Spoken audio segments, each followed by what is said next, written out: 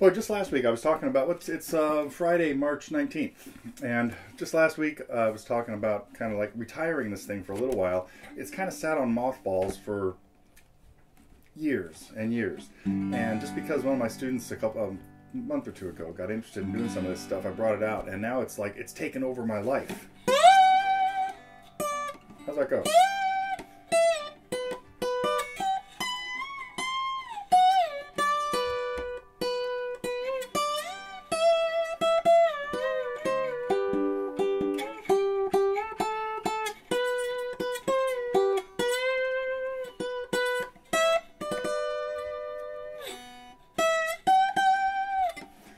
And that just kind of materialized. I hope some of you had a chance taken a minute to look at that lesson. I was really, when I started messing around with Running on Empty, I thought, oh wait, I know we have a lesson on this that Vanessa did. And I thought, oh, but she probably did it like the electric way that it appeared on the album. And she didn't. She did Jackson's way in open G, the acoustic way. And that made this little solo like fit right in. Now, of course, every solo that David Lindley plays in that is different, but I figured, well, the easiest one for people to listen to is that one. Anyhow, but this little instrument is really fun.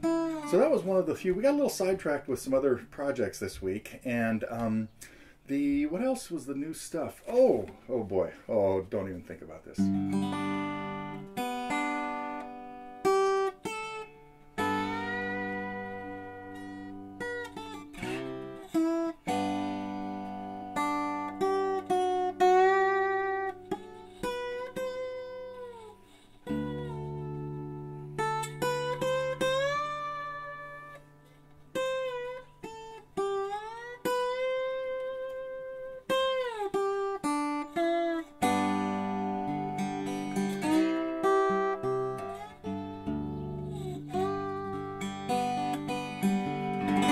Anyway, I want to thank Doug for causing me to embarrass myself in trying to play a great song that he put a great arrangement together on, so I think I better give up on that. But I hope you guys have seen Doug's DADGAD lesson on The Water is Wide. That would make me think about this. He must have done it in D. No, that's it in G. Hang on a second.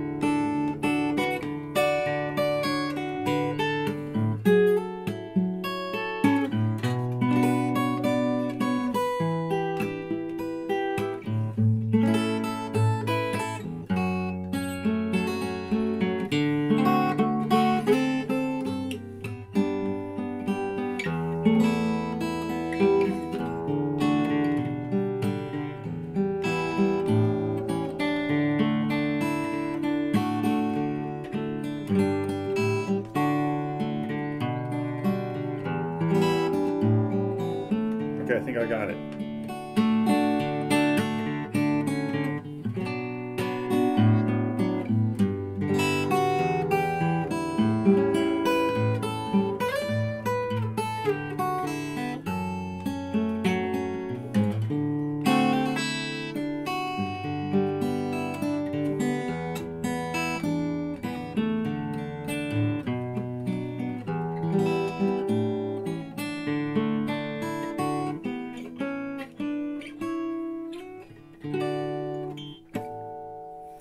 Well, anyway, I hope you take a look at Doug's arrangement of that in DADGAD. Beautiful tune, goes way back, Scottish folk song. And so that was the big news for the week, is those couple of tunes. The big news here at TG Central is, I hope, I've been trying like about every day or every other day to put up a day or 2 days worth of Hummingbird videos. Most of them I'm trying to keep them to about like 10 minutes long and really just have highlights. I kind of have the recording running almost all the time, which means if you listen carefully or if you tune in sometimes, you're going to hear background lessons being given here, because it sort of leaks right out to the camera, the microphone on the camera. And anyway, so they're getting really big. They're like jostling for space and flapping their wings and getting a tiny bit of air. They still can't like get their feet kind of off the nest when they're, but you can see them.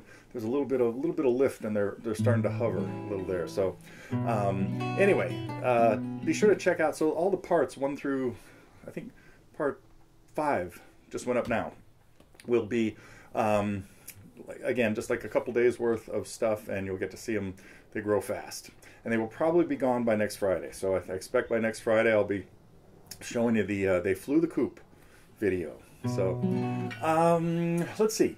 Next week we got a little delayed with both Vanessa and I ran into problems, but now, so we got an Eagles tune coming from her. We have I was really glad that Doug came through with the lesson here this week. I didn't know about that one, but I have started working on something that is going to be, it's probably going to get a lot of complaints about this, because I'm putting up a lesson next week that is a very famous jazz tune written by a guy who only wrote 2 famous songs, and one was famous for Duke Ellington. It's called Prelude to a Kiss, and the other, you'll know what it is in just a second.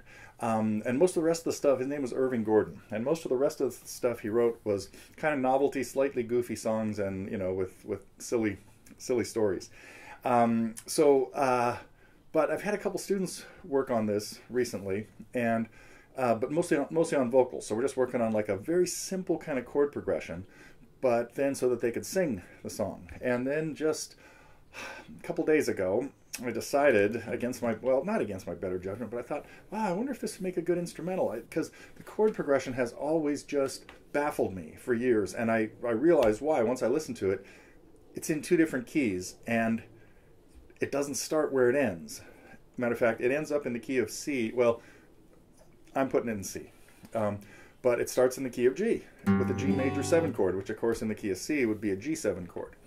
And so steering around the modulations and getting it all to work is really weird. I should stop talking about it and play it for you.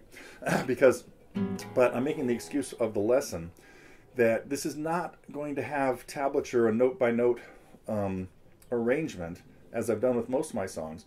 What we're going to do with this is take just the lead sheet, which is just the melody and the chords, the way you'd find it. Oh, I should have brought out my real book, but one of the most famous fake books, the first famous fake book of all time, was called The Real Book. Well, not the first, but it was the first one that was easily accessible to music stores. And I remember when I'll talk more about this next week, since I'll bring one out and show it to you.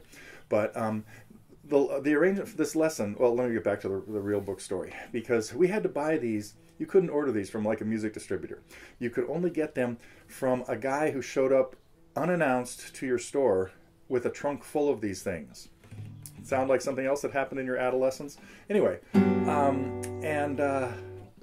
they eventually became more mainstream. Warner Brothers started bringing out their versions of the Real Books, and anyway, so this is a song. In order to start, it's going to end on a C chord. Oh, but I didn't finish the story on the lesson. So I'm not going to give you a blow-by-blow, note-by-note tablature to this. I'm going to just take the melody and the chords and hope that you can work your way through the lesson and assemble them yourself. But we'll talk about different places to play the chords, and I'll make sure that you know the melody. Even if you can't read music, I will play the melody exactly the way we want to do it, although we're going to take a lot of rhythmic freedoms with it too. It's going to go something like this. I'm going to noodle around with a C major 7 chord, almost like trying to establish the key of C.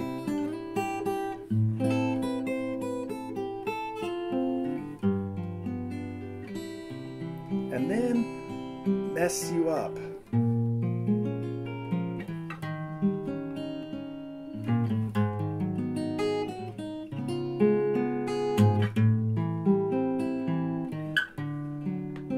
Landing on a D7 chord so we can start this song on G major 7.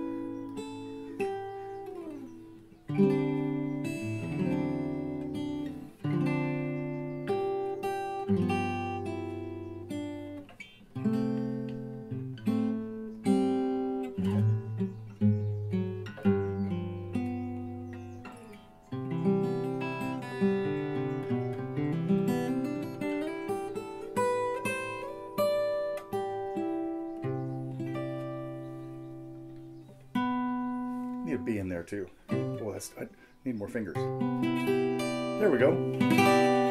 Okay, so that is kind of under construction and will should be available early next week. But it's going to be a build your own arrangement of Unforgettable. See you next week.